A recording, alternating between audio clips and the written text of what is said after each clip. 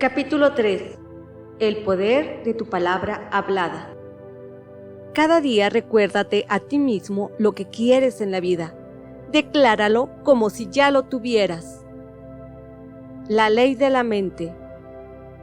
Existe una ley de la gravedad y existen varias otras leyes físicas, como las de la física y la electricidad, la mayoría de las cuales no entiendo. Existen también leyes espirituales, como la ley de causa y efecto. Todo lo que des te será devuelto. Asimismo, hay una ley de la mente. Ignoro cómo funciona, de modo muy semejante a cómo ignoro cómo funciona la electricidad. Lo único que sé es que cuando doy vuelta al interruptor, la luz se enciende. Creo que cuando tenemos un pensamiento o cuando pronunciamos una palabra o una oración, de alguna manera sale de nosotros, se configura como una ley de la mente y regresa a nosotros bajo la forma de experiencia.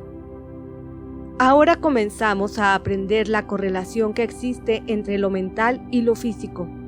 Estamos empezando a entender cómo funciona la mente y que nuestros pensamientos son creativos. Nuestras ideas pasan por nuestra mente con gran velocidad, por lo que resulta difícil darles forma al principio. Por otra parte, nuestras bocas son más lentas, de modo que si empezamos a corregir nuestro lenguaje, escuchando lo que decimos y no permitiendo que de ellas salgan cosas negativas, entonces podremos empezar a dar forma a nuestros pensamientos. Existe un tremendo poder en nuestras palabras habladas, y muchos de nosotros no nos damos cuenta de cuán importantes son. Tomemos en cuenta que las palabras son el cimiento de lo que continuamente creamos en nuestras vidas. Todo el tiempo usamos palabras, y no obstante, solo las balbuceamos y muy rara vez reflexionamos en lo que en realidad estamos diciendo o cómo lo decimos. Prestamos muy poca atención a la selección de nuestras palabras. De hecho, la mayoría de nosotros habla de manera negativa. Cuando niños, se nos enseñó gramática y a seleccionar palabras de acuerdo con las reglas gramaticales aprendidas. Sin embargo, siempre he encontrado que las reglas gramaticales cambian constantemente y lo que en una época era impropio, en otra es adecuado o viceversa. Lo que en el pasado se consideraba un modismo, en el presente se emplea como lenguaje corriente. No obstante, la gramática no toma en consideración el significado de las palabras y cómo afectan nuestras vidas. Por otra parte, en la escuela no se me enseñó que mi selección de palabras tendría algo que ver con lo que yo experimentaría en la vida. Nadie me dijo que mis pensamientos eran creativos o que literalmente podían configurar mi vida. Nadie me enseñó que lo que yo diera en la forma de palabras retornaría a mí como experiencias. El propósito de la regla de oro fue mostrarnos una ley básica de la vida. Haz a otros lo que quisieras que te hicieran a ti. Todo lo que das regresa a ti. Su intención jamás fue la de causarme sentimientos de culpa, pero nadie me enseñó nunca que yo era digna de amor o que merecía el bien. Nadie me hizo ver tampoco que la vida estaba aquí para apoyarme. Recuerdo que cuando niños a menudo solíamos llamar a otros con apodos hirientes y crueles y procurábamos hacernos menos los unos a los otros. Pero, ¿por qué lo hacíamos? ¿Dónde habíamos aprendido tal comportamiento? Examinemos lo que se nos enseñó. A muchos de nosotros, nuestros padres repetidamente nos clasificaban de estúpidos, lerdos o flojos. Éramos una verdadera molestia y no lo bastante buenos. En ocasiones oíamos a nuestros padres decir que deseaban que nunca hubiéramos nacido. Tal vez estas palabras nos sobrecogían cuando las escuchábamos, aunque poco comprendíamos cuán profunda llegaría a ser la herida y el dolor provocados por tales expresiones. Modificación de nuestra plática con nosotros mismos. Con suma frecuencia aceptamos los primeros mensajes que nuestros padres nos dieron. Oíamos, come tus espinacas, limpia tu cuarto o haz tu cama, como condiciones para poder ser amados. Se tenía la idea de que uno solo resultaba aceptable si hacía determinadas cosas, que la aceptación y el amor eran condicionales. Sin embargo, eso era de acuerdo con la idea de alguien de lo que valía la pena, pero nada tenía que ver con la propia valía profunda interna. Se tenía la idea de que uno solo podía existir si hacía estas cosas para complacer a los demás. De lo contrario, no se tenía ni siquiera permiso para existir. Aquellos primeros mensajes contribuyeron a lo que yo llamo nuestra plática con nosotros mismos, la forma en que nos hablamos a nosotros mismos. Este monólogo interior es muy importante, porque se convierte en la base de nuestras palabras habladas. Establece la atmósfera mental en que operamos y que atrae nuestras experiencias. Si nos menospreciamos, la vida tendrá muy poco significado para nosotros. Si nos amamos y nos apreciamos, entonces la vida puede ser un don maravilloso lleno de gozo. Si nuestras vidas son infelices o nosotros nos sentimos insatisfechos, resulta muy sencillo culpar a nuestros padres o a los otros y declarar que todo es su culpa. Sin embargo, si procedemos de este modo, permanecemos encadenados a nuestras condiciones, a nuestros problemas y a nuestras frustraciones. Las experiencias de culpa no nos darán la libertad. Recuerde que hay poder en nuestras palabras y, de nuevo, nuestro poder proviene de aceptar la responsabilidad de nuestras vidas. Sé que resulta un tanto atemorizante responsabilizarnos de nuestras vidas, pero en realidad lo hacemos, ya sea que lo aceptemos o no. Si queremos ser responsables de nuestras vidas, tenemos que serlo también de nuestras palabras. Las palabras y frases que pronunciamos son extensiones de nuestro pensamiento. Empieza por escuchar lo que dices. Si te oyes usando palabras negativas o limitantes, cámbialas. Si yo escucho un relato negativo, no voy por ahí repitiéndolo a todo el mundo, sino que pienso que ya ha llegado demasiado lejos y dejo que se olvide. Sin embargo, si oigo una historia positiva, procuro difundirla entre todos. Cuando te encuentres con otras personas, empieza por prestar atención a lo que dicen y cómo lo dicen. Ve si puedes relacionar lo que dicen con lo que experimentan en la vida. Mucha gente vive sus vidas en debería. Debería. Es una palabra a la que mi oído está sintonizado. Es como si una campana empezara a sonar cada vez que la oigo. A menudo escucho a gente hacer uso de una docena de deberías en un solo párrafo. Estas mismas personas se preguntan por qué sus vidas son tan rígidas o por qué no pueden escapar de determinada situación. Quieren tener un gran control sobre cosas que no pueden dominar. Se están haciendo daño a sí mismas o a alguien más y luego se preguntan por qué no viven sus vidas de libertad. Podemos, asimismo, eliminar la expresión tengo que de nuestro vocabulario y también de nuestro pensamiento. Cuando lo hacemos, liberamos una gran cantidad de presiones que nosotros mismos nos hemos impuesto. Creamos tremenda presión cuando decimos, tengo que ir a trabajar, tengo que hacer esto, tengo que. En vez de ello, comencemos por decir, elijo ir a trabajar, porque así puedo pagar la renta. Elijo produce una perspectiva totalmente diferente en nuestras vidas. Todo lo que hacemos es por nuestra elección, aunque no lo parezca. Muchísimos de nosotros también usamos la palabra pero. Hacemos aseveraciones y luego decimos pero, lo que nos encamina por dos direcciones diferentes, de manera que nos damos mensajes conflictivos a nosotros mismos. Escucha cómo usas la palabra pero la próxima vez que hables.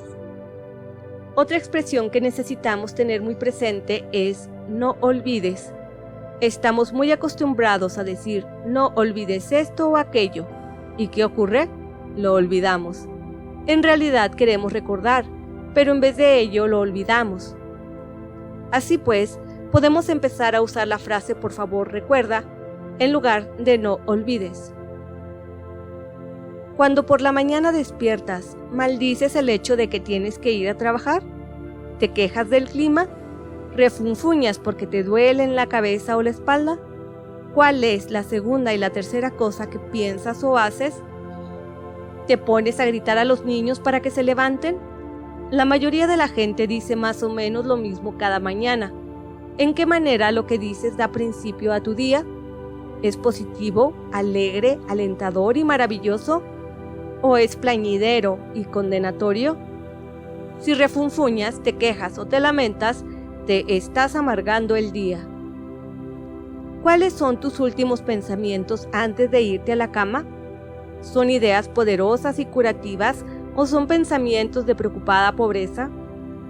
Cuando hablo de pensamientos de pobreza, no es mi intención aludir únicamente a la falta de dinero. Esta puede ser una manera negativa de pensar sobre cualquier cosa en tu vida, alguna parte de tu existencia que no está fluyendo con libertad. ¿Te preocupa el mañana? Por lo regular, yo suelo leer algo positivo antes de ir a dormir, pues me doy cuenta de que mientras duermo estoy haciendo un buen trabajo de limpieza que me preparará para el día siguiente. Encuentro de suma utilidad pasarles a mis sueños cualesquiera problemas o interrogantes que puedan presentárseme, pues sé que ellos me ayudarán a encargarme de cualquier cosa que esté en tu mente. Nadie puede forzarnos a pensar de una manera diferente. Nosotros elegimos nuestros pensamientos y estos son la base para nuestra plática con nosotros mismos. Cuanto más experimentaba cómo funcionaba este proceso en mi vida, más comencé a vivir lo que estaba enseñando. Realmente vigilaba mis palabras y mis pensamientos y constantemente me perdonaba a mí misma por no ser perfecta. Me permití ser yo, en lugar de pugnar por ser una superpersona que únicamente fuera aceptable a los ojos de los demás. Cuando por primera vez empecé a confiar en la vida y verla como un lugar amable, me sentí avivada. Mi humor se hizo menos mordaz y en verdad más gracioso. Me esforcé por dejar de criticarme y juzgarme a mí misma y a otras personas, y dejé de contar historias de desastres.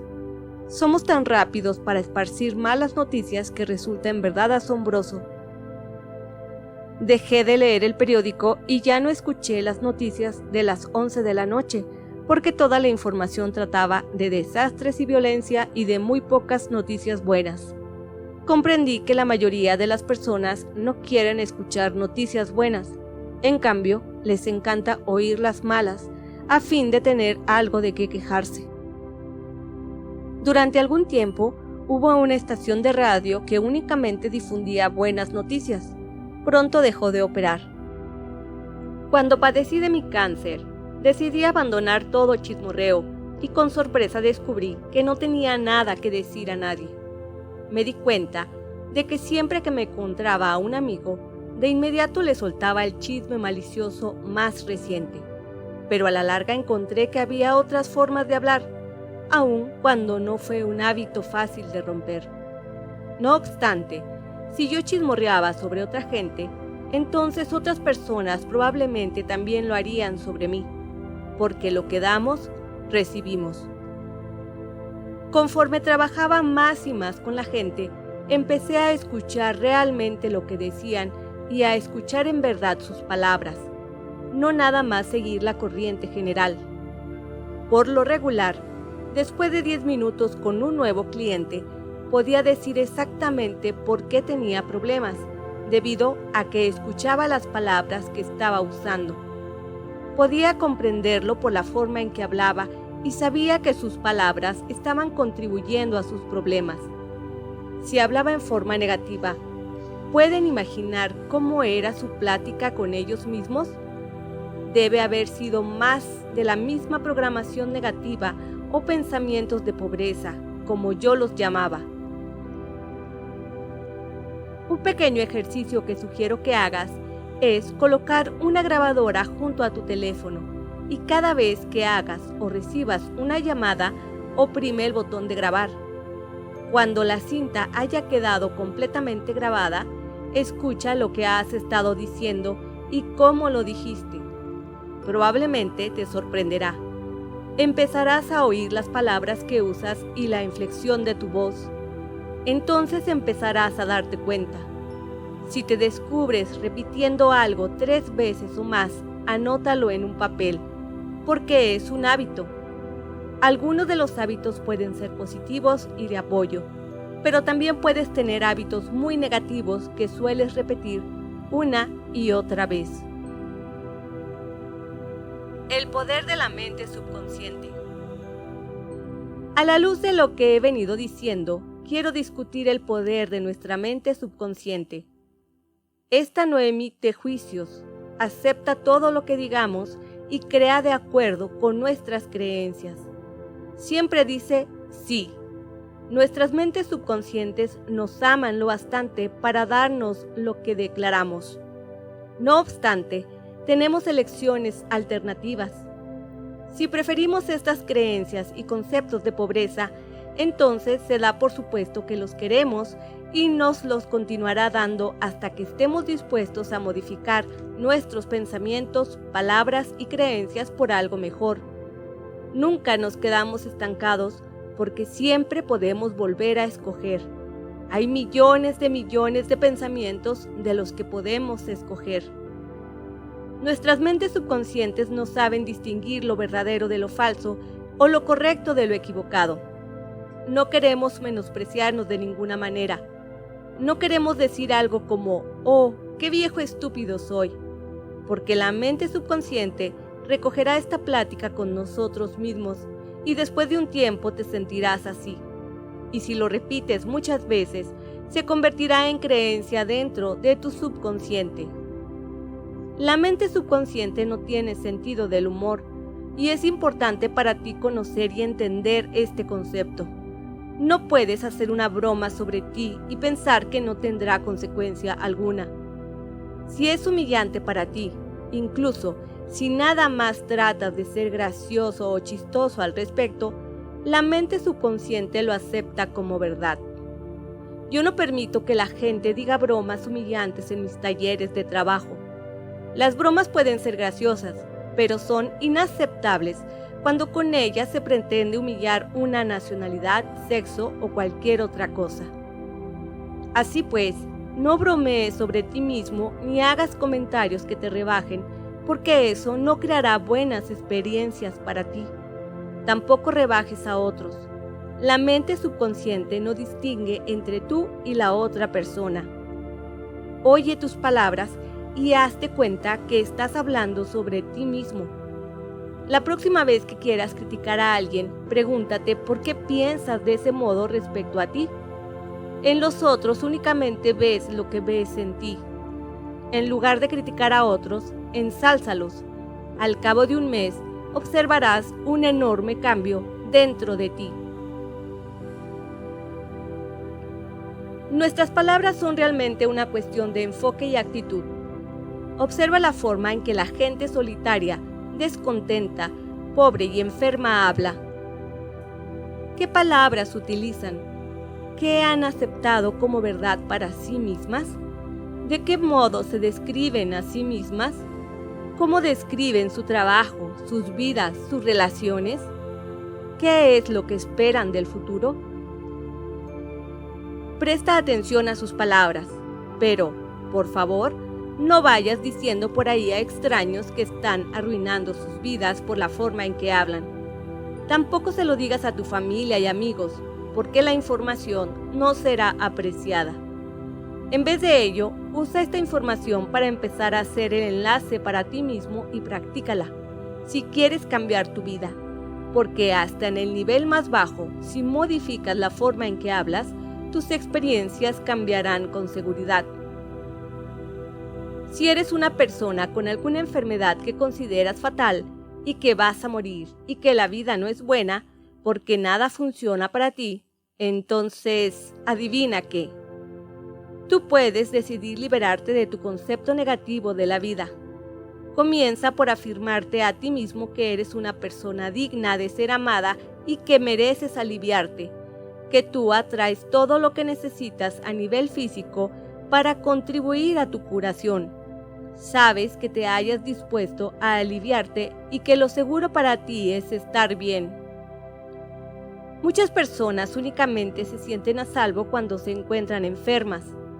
Por lo regular, pertenecen al tipo que tiene dificultad para pronunciar la palabra no. Y la única forma en que pueden decirla es afirmando: estoy muy enfermo para hacer eso. Esta resulta ser una excusa perfecta. Recuerdo a una mujer en uno de mis talleres de trabajo que había sufrido 3 operaciones de cáncer. No podía decir no a nadie. Su padre era médico y ella era la niñita buena de Papito, por lo que cualquier cosa que Papito le dijera que hiciera, ella lo hacía, sin importar lo que se le pidiera. Sencillamente le parecía imposible decir no. Ella tenía que aceptarlo y decir sí. Tomó 4 días lograr que literalmente gritara no, a todo pulmón. Logré que lo hiciera mientras agitaba el puño. No, no, no.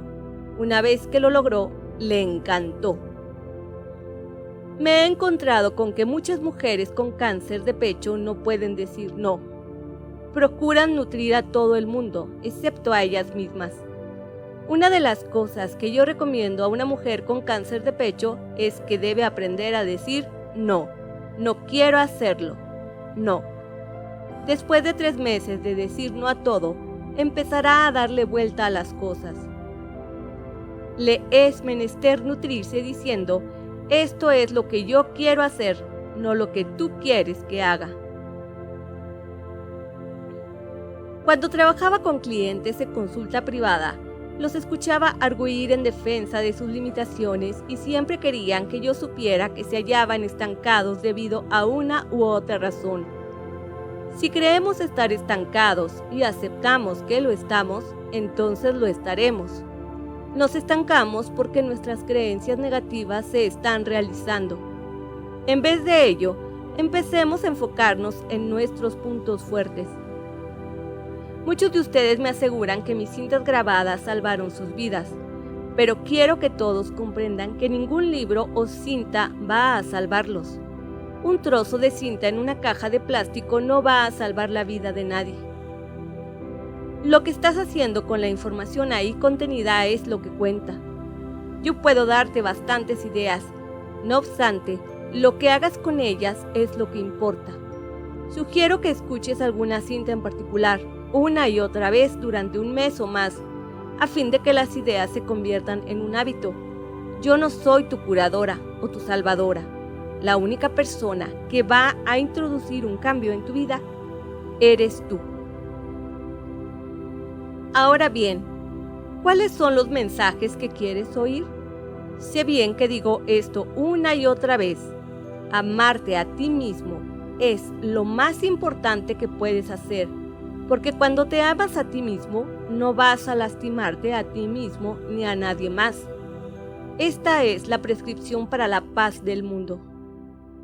Si yo no me lastimo a mí, ni te lastimo a ti, ¿cómo podemos tener guerras? Cuanto mayor sea el número de quienes podamos alcanzar ese objetivo, mejor será el planeta. Empecemos por tomar conciencia de lo que está ocurriendo, escuchando las palabras que nos decimos a nosotros y a los demás. Entonces podemos empezar a hacer los cambios que nos curen a nosotros mismos y al resto del planeta.